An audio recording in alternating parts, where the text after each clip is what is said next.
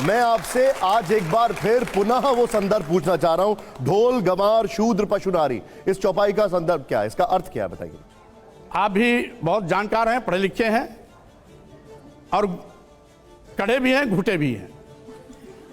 ढोल गंवार शूद्र पशु नारी, शकल ताड़ना के अधिकारी, ये सभी पीटने के पात्र हैं, प्रताड़ित किए जाने के पात्र हैं। और अभी अभी मेरे इस वक्तव्य देने के बाद एक छोटी सी बात बताइए, मुझे बताइए, ये आपको किसने बताया, किस धर्मगुरु ने बताया, कहां पर आपने पढ़ा है? जिस प्रेस ने इस किताब को लिखी है, पुराना एडिशन निकाल लीजिए, अपने आप ही अर्थ मिल जाएगा।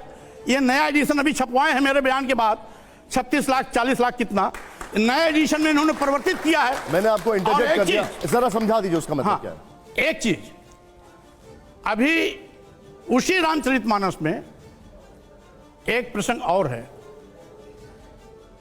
सापत ताड़त पुरुष कहंता, सापत ताड़त पुरुष कहंता, पूजहि विप्र कहें सब संता। तो इसमें ताड़न का अर्थ अभी भी मारना पीटना प्रताड़ित करना है।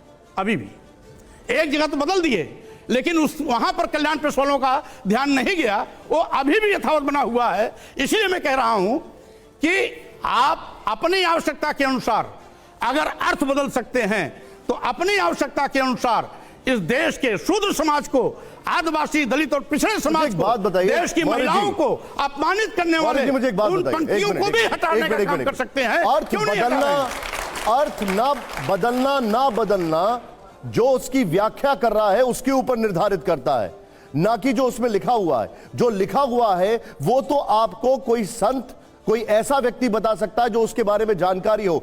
जो व्याख्या है, जो इंटरप्रिटेशन है, वो तो कोई भी इंसान, यहां पर जितने भी बैठे हैं, हर कोई अपने अनुसार अपने अपने तरीके से कर सकता है, जिसके अंदर जो सा भाव है। आप तुलसीदास की लिखी कोई भी रामचरितमानस पुरानी उठा लीजिए, ढोल गंवार शूद्र पशु नारी सकल ताड़ना के अधिकारी में यही अर्थ आएगा, मारना पीटना प्रताड़ित करना।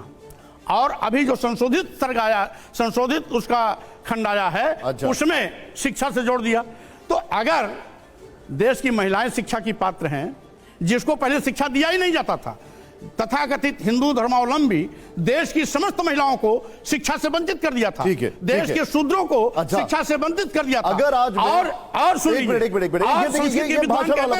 नारी शूद्रों न दिहेताम, स्त्रियों और शूद्रों को पढ़ने लिखने का अधिकार नहीं है। बता रहा हूं, अगर मैं आज आपको उस चौपाई का एक बहुत बड़े संत द्वारा, जगत गुरु द्वारा एक और उसका वर्णन बताऊं तो आप उसको मानेंगे कि नहीं मानेंगे? मैं इस प्रकार के सच्चा वर्णन, पोंगापंथी व्यवस्था में यकीन करने वाले किसी भी तथाकथित की बात को नहीं मान सकता। एक मिनट, अब मुझे आपसे अगर कोई जगत गुरु है, मैं आप सभी से पूछ रहा हूं, जगत गुरु की आप लोग बात मानेंगे कि नहीं मानेंगे?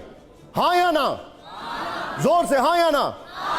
अगर जगत गुरु कोई बात कह रहे हैं, क्या उनका वर्जन जो है उसको हम समझ सकते हैं कि नहीं समझ सकते? बिल्कुल नहीं समझ सकते। अच्छा ठीक है, क्योंकि ये सब एक मिनट रामभद्राचार्य जी ने जो कहा, एक बार आप सुनिए, फिर मुझे बताइए, सुनाइए जरा।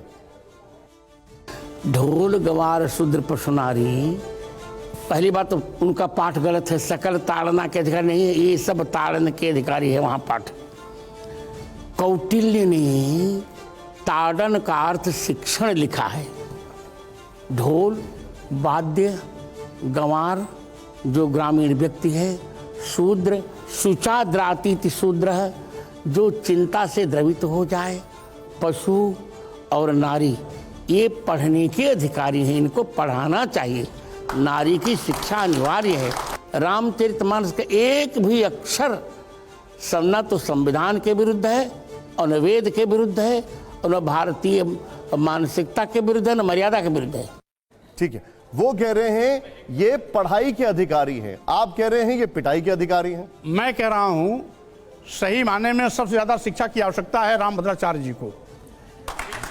एक चीज, दूसरी चीज मैं पूछना चाहता हूं, गधे को क्या पढ़ाएंगे, सुअर को क्या पढ़ाएंगे, गाय भैंस को क्या पढ़ाएंगे, बकरी को क्या पढ़ाएंगे, ऊंट हाथी घोड़े को क्या पढ़ाएंगे, क्या पढ़ाएंगे?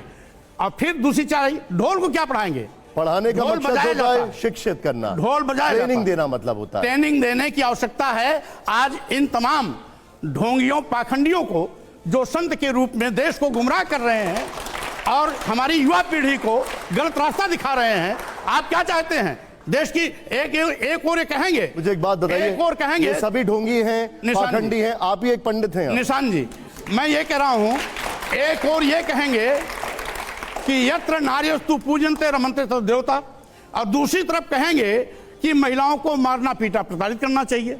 उसी तुलसी की रामायण में ये लिखा है कि महिलाएं नीच में भी नीच हैं। ऐसे सभी आप देख के पढ़िए, आप महिलाओं को अपमानित करने का अधिकार किसने दिया है? वो महिलाएं हमारी माँ हैं और हमारी बहनें हैं, हमारी बेटियां हैं, हमें पालती पोसती हैं, वही हमें पैदा करती हैं। जो हमें पैदा करता है, हम उनको नीच कैसे कर सकते हैं? ठीक है राजेश जी, आपका सवाल। स्वामी प्रसाद जी, मेरे सवाल को थोड़ा सा गौर से सुनिएगा। आप उत्तर प्रदेश के बहुत ही माने हुए नेता हैं। आप दलितों की, पिछड़ों की राजनीति करते हैं, गरीबों की राजनीति करते हैं। उत्तर प्रदेश में इस वक्त भारतीय जनता पार्टी का शासन है। आप जो बात कह रहे हैं, आप ये मुझे बताइए कि रामचरितमानस के खिलाफ बोलने से, राम के खिलाफ बोलने से, मंदिर में बौद्ध मठ कहने से आप समाजवादी पार्टी के 24 में चुनाव आने वाला है, कितने वोट काट रहे हैं? मेरा सवाल ये नहीं है, सवाल मेरा ये है, क्या आप समाजवादी पार्टी में भारतीय जनता पार्टी का स्लीपर सेल चला रहे हैं? कुल मिलाकर के जोशी जी, मैं आपको कहना चाहता हूं, ये राजनीतिक बयान नहीं है। आप राजनीति करते हैं, राजनीतिक बयान आपका, हर बयान राजनीतिक है। भारतीय जनता पार्टी के खिलाफ जंग में ऐलान करना होगा तो आज भारतीय जनता पार्टी ने अपने 9 साल में देश के सारे नौजवानों को बेरोजगार बना दिया। करोड़ों नौजवानों की आज बेरोजगारी। नहीं, मेरा सवाल ये नहीं था ना, मेरा सवाल ये नहीं था। मेरा सवाल ये है आपसे, जो बात आप कह रहे हैं रामचरितमानस के खिलाफ, हिंदुत्व की पूरी राजनीति हिंदुस्तान में चल रही है। समाजवादी पार्टी के वोटर जो हैं वो हिंदुओं भी हैं। आप जो है अपने आप को बौद्ध कहते हैं, लेकिन आपके जो वोटर हैं वो हिंदू हैं। आप समाजवादी पार्टी के कितने हिंदू वोट काटेंगे? क्या भारतीय जनता पार्टी को आप इस तरह से मदद कर रहे हैं? ये सवाल है, इसी पर रहिए, भाषण तो लंबा नहीं दीजिए। ऐतिहासिक सच को उजागर करना हम समझते हैं राजनीति का हिस्सा नहीं है। जो लोग मस्जिदों में, जो लोग हर मस्जिद में मंदिर खोजने की कोशिश कर रहे हैं, मैं उनकी आंख खोलने की कोशिश कर रहा हूं और उनको सावधान कर रहा हूं कि अगर आप हर मस्जिद में मंदिर खोजेंगे तो आने वाले दिनों में हर मंदिर में लोग बौद्ध मठ खोजना शुरू कर देंगे।